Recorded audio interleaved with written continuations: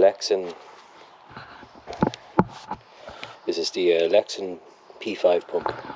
It's tiny, really small. hasn't let me down. It's been good at checking my tire pressure. It's one thing I noticed going. The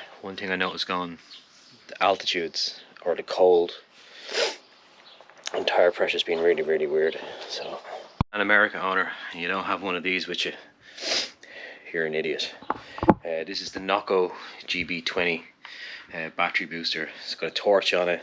It also acts as a battery bank if you need in an emergency. I haven't used that yet. I do have a sweatband around it to stop it from being turned on accidentally. In the bag I have the same on the Lexan, but I haven't had any issues with that where I have them stored. But this saved the trip at one point and stopped me having to call to get towed away. But yeah, this Nordkapp GB20. I also have the hardwired cable, which is a little harder to get. I ended up having to get it from the UK, but it was well worth it. I highly recommend, if you own a Pan America or any bike, for instance, just carry this with you. Just to show you these cabins, they're all over Norway and Sweden. Most of the camper spots have the option of a cabin. I didn't realise there was actually a large dorm room over there as well, which I would have took, but I didn't notice it. I think that was cheaper again. So, you know, the campsite was about 20 quid. The cabin, he just gave me a bed. I think he charged me about 48 for that. I think the dorm room, like a hostel kind of thing, I think that was about, I don't know how much that was. I think it's about 30 or 25. But yeah, it's like they're big enough. They're kind of designed to hold like 4 people.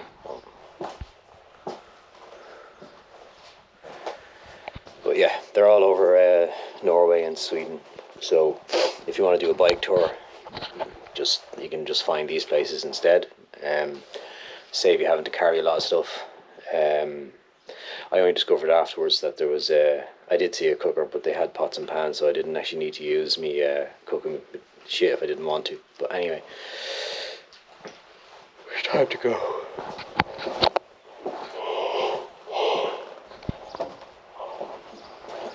So I just checked my tire pressure and oiled me chain. I think I just get out of Norway.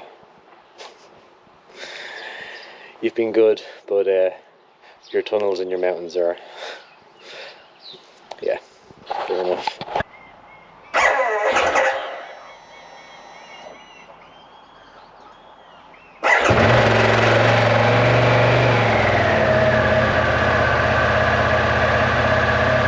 Time to leave Bergen campsite, I think it's called. Maybe get off the bike and close my top box. That might be a very wise thing to try and do.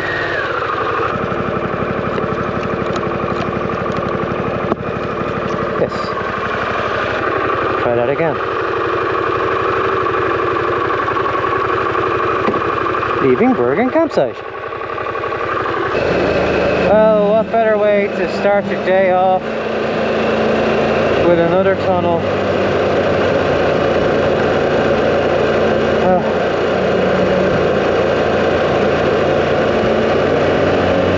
Anyhow, it's got 2 lanes, so I'm assuming Bergen is a pretty big city. But like the way the houses are like built up into the mountains, it's mad to see. Look, like imagine living all the way up there. Well, there's a massive cruise ship as well.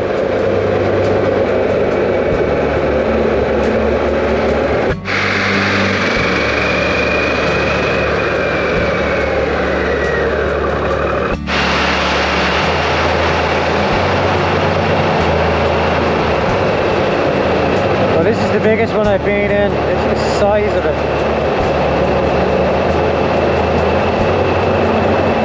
working in a tunnel.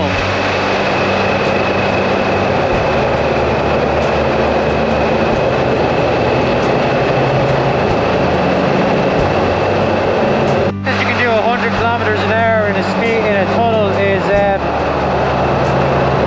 nuts. I don't know how long I've been in this before.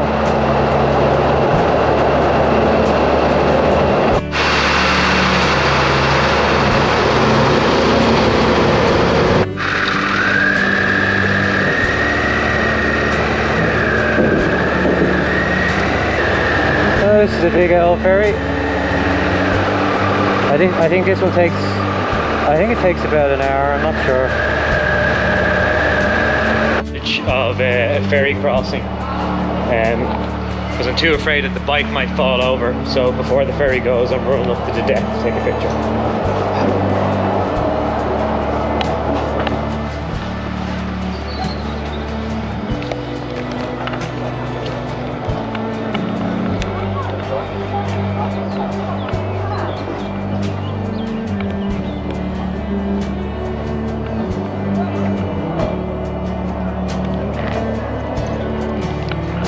That's about as much as I'm willing to do. I have to stand with the bike.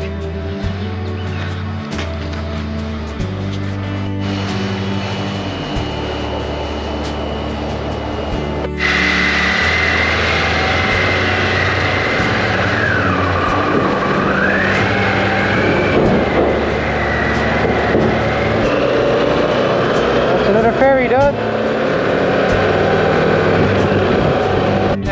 Southern Norway is not disappointing, but look at it's just rolling mountains. I'm not sure the name of this place, but it's just an island. I think it's a ferry on and maybe a tunnel off it, but it's just like one gigantic big ferry. It's lovely.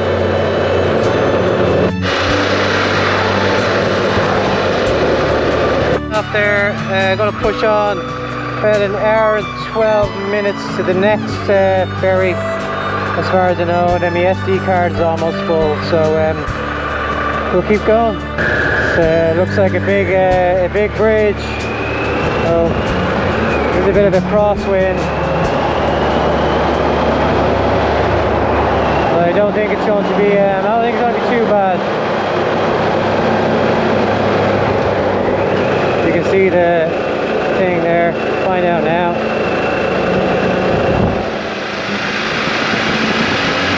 That's a bit strong, alright. I'm not going to turn my head.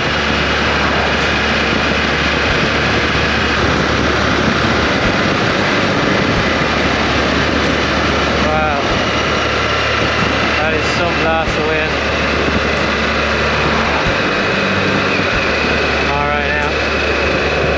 Wouldn't like to be on that if it was any windier.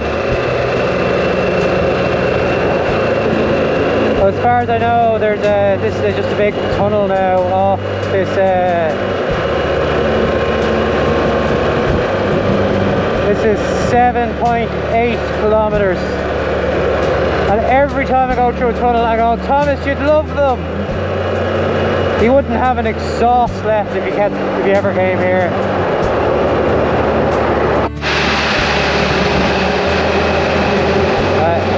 Camera doesn't pick this up, but this is just quite steep.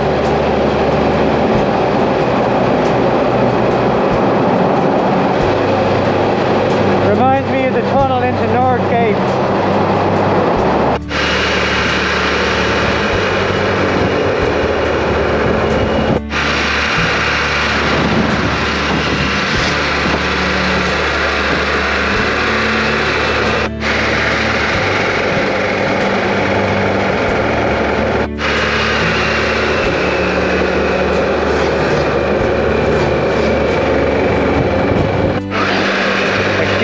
This whole part of the road, you're just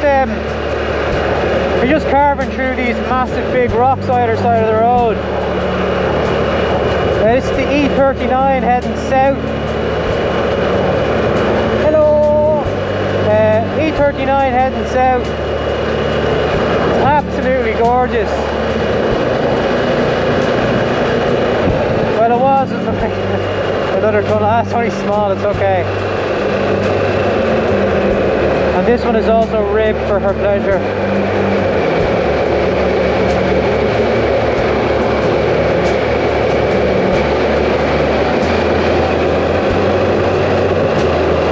But it's just going through like forests and rocks either side. It's pretty spectacular.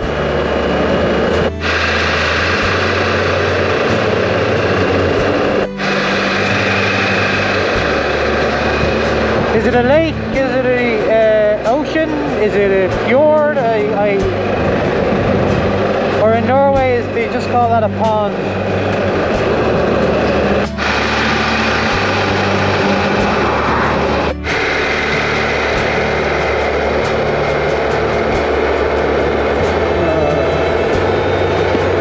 Look at this road.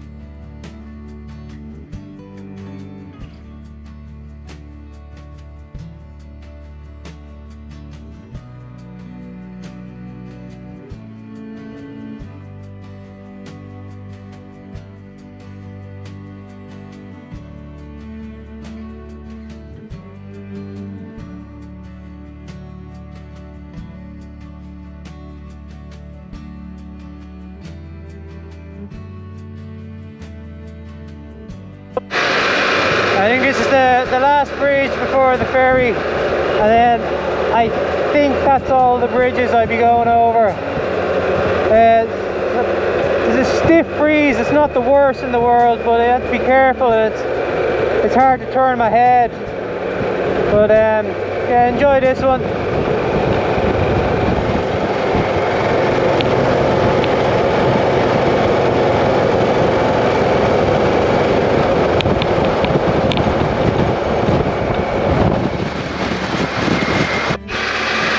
27-kilometer tunnel, which will obviously mean the ferry's not going to be here, or maybe it will be.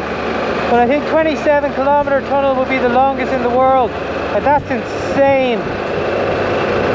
Unfortunately, I missed the longest tunnel in the world, which I think was about 25 kilometers when I came out of the mountains yesterday. But 27-kilometer tunnel, yeah, sounds right up my alley.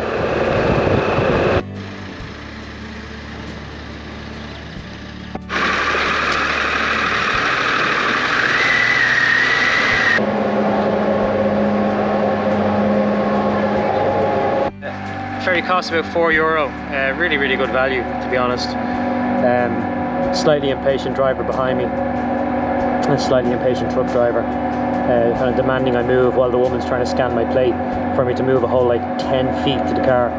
But this is a big one, so it's nice and stable. I didn't bother parking all the way down there on the hill, and there's only one or two more bikes on it, but no car alarm so far. So yeah, we'll keep going.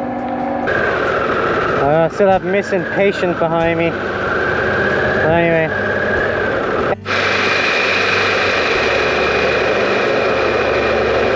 Absolutely stunning. So we're right on the right in the southwest coast. So I always get that mixed up. Kind of hopping the islands on our way down. Most of the videos I watch, people didn't really kind of post this, but like I genuinely think this is absolutely stunning. Like there's cows and shit, you know. It's probably as close to Ireland as I can find in Norway, but you know, over there is all the mountains and everything. But like this is absolutely lovely. The weather is perfect. It's about, it says 22 degrees. I think it's between 18 and 22. It's warmer as I go down further. There's just sometimes just a stiff breeze. You just need to be careful about all the exposed bits. But yeah, it's like, it is really nice. You got lots of scenery, lots of things to look at, and then you also have hills and mountains and curves. You know, it's not as massive as, you know, inland or northern Norway, but it's still quite lovely. The E39, yeah, it's a main road, but you know, there's probably someone going to comment going, oh, you should have hooked this road, but like, so what, you do it. Hello bikers. No, yay.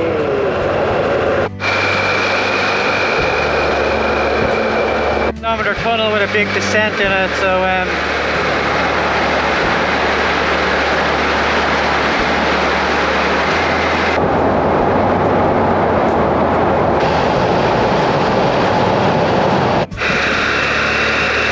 oh, look at this awesome little car. So I think this is the last, I think I might be on the last bridge in Norway now. I don't know.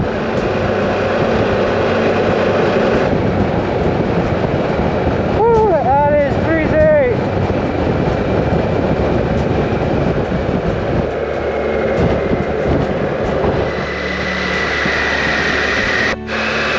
About 6 kilometers and it goes straight down. The speed limit's 100. I don't feel comfortable doing that, but I don't think the cars are doing it. I have to put my visor down. It's absolutely manky. They're so dirty for a bike. And the bike is absolutely filthy.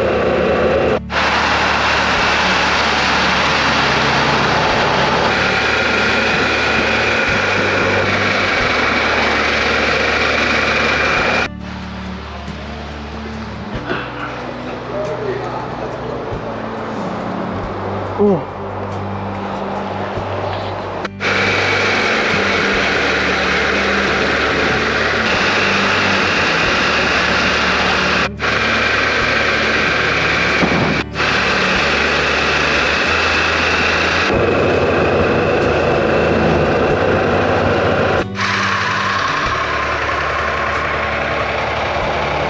I know most people won't get the reference of the building, but that's Leo and that's Frog Leap Studios in there.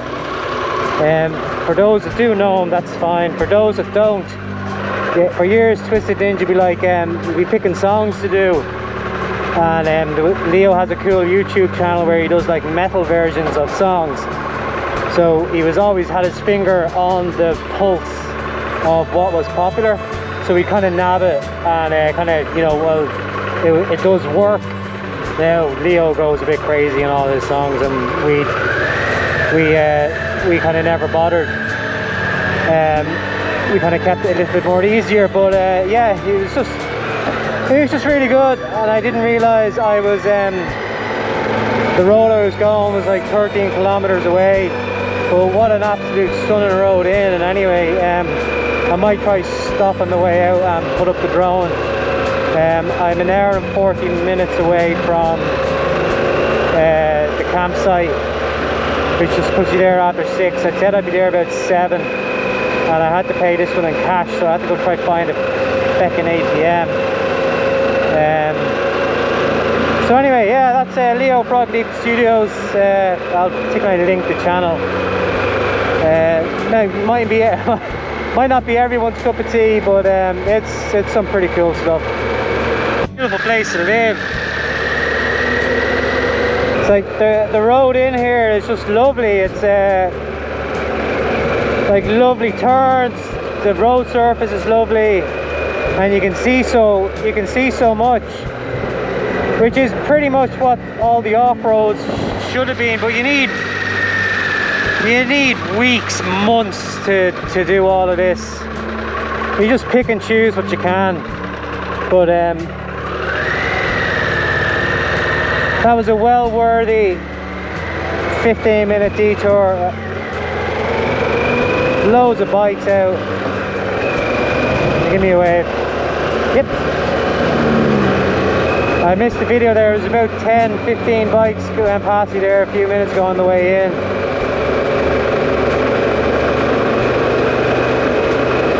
I really fancy something nice to eat for my dinner.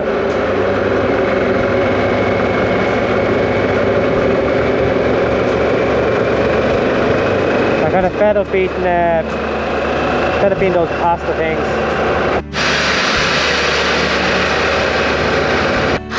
Fine, fuck off.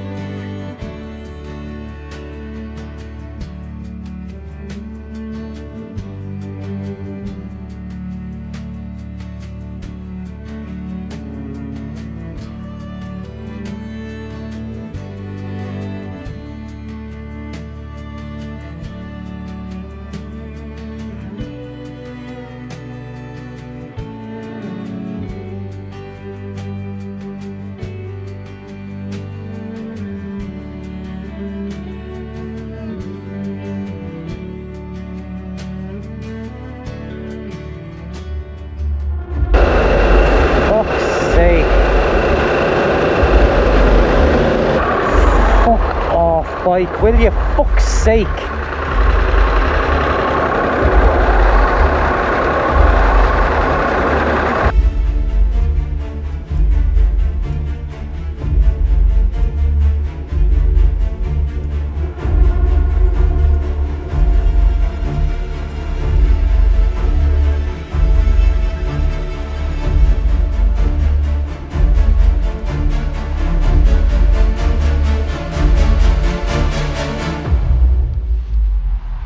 I stopped here to change the GoPro battery, but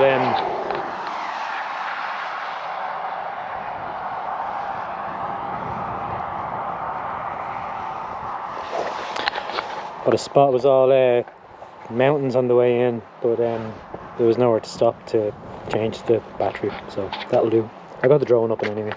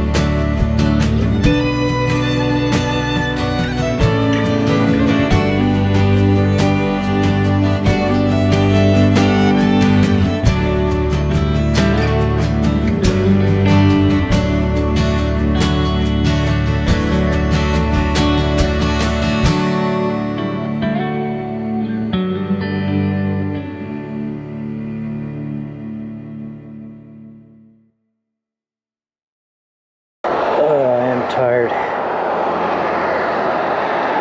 Alright, see what it does now.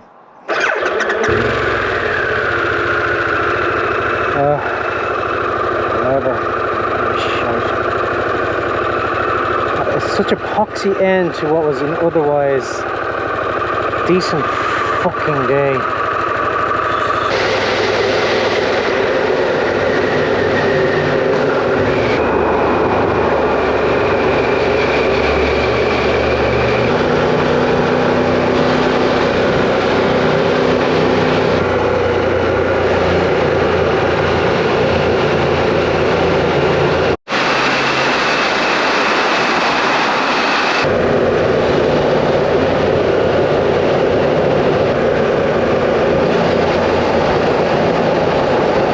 this is my last time to fill up for petrol in Norway.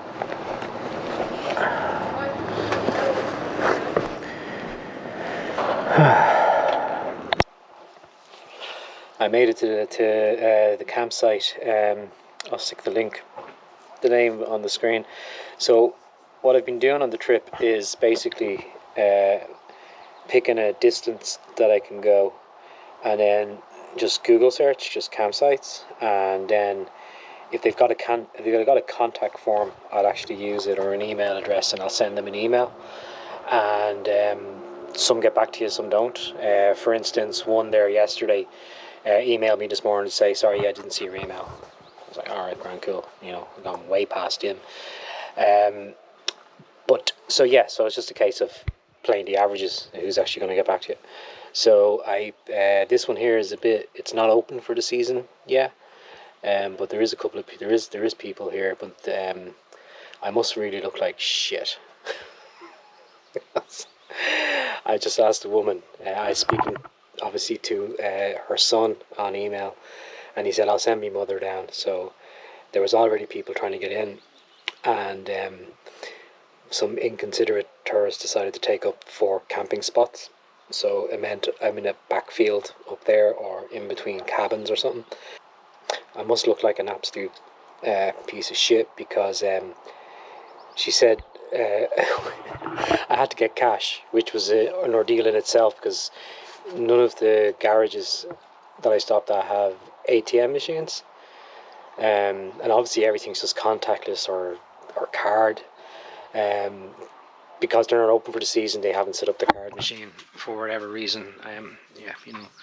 So they asked for cash, and they wanted €20. I was like, I don't know where I'm going to get €20 out of a Norwegian ATM machine. So I just kind of did a conversion and went and got the whatever that was in some town, just at the ATM. Then anyway, I got here, and then the bike represented that issue of yesterday after I left Frog Leap Studios. Just really pissed me off. Like, if you watched the last episode, you know why it pisses me off. So I suppose I'm glad I pushed further down, because I would have been up there. I would have been in Bergen until Tuesday to someone to have a look at it. So, you know, I'm now an hour from a ferry to Denmark, where I can get some proper help with the bike. You know, I hopefully get it into a garage and you know, give the battery a good clean or something, just to see is it that. I managed to park the bike here. I might see, can I get the skid plate off tonight, and have a look at it. So the deal tomorrow then is, sorry, I'm not even finished today. Anyway, like I said, I must have looked like absolute dog shit, because she gave me a cabin for the price of the tent. So I even asked, could I hug her? So my last night in Norway is another cabin. Yeah, I don't really care at this point. Yeah, I've done a lot of camping up and down,